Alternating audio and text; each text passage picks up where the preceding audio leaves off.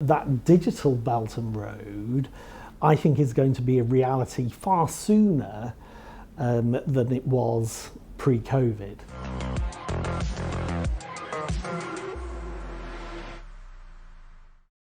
Before the pandemic, how well Hong Kong has been performed in the Belt and Road Initiative, and after the pandemic, what does Hong Kong plan to do on that?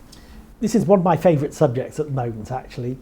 I've been a great proponent of Belt and Road since it was first announced in 2013 by President Xi. The focus in the last 5 years or so has been very much at the infrastructure end of the spectrum. It's about connectivity, whether that's road, rail, airports, development zones and so forth.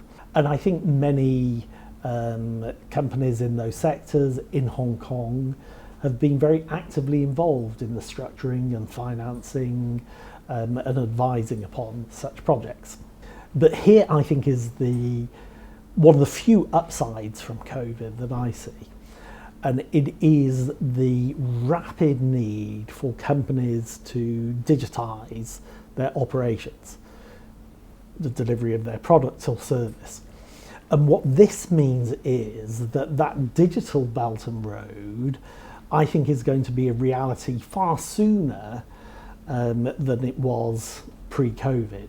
In other areas, perhaps it's more obvious in terms of financial services and developments in fintech, in terms of trade finance, in terms of e-commerce. But I think, again, less obvious areas perhaps in terms of e-education, the delivery of high quality training, not necessarily at school age, not necessarily at university, but it could be in continuing professional education, for instance.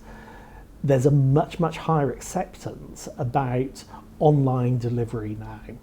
So I think this has been quite a big shift in the landscape.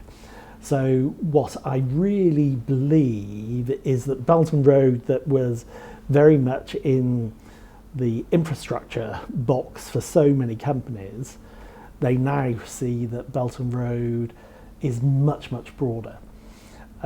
So again, I think once we see economies really getting back into gear, I predict that could be a very fertile area.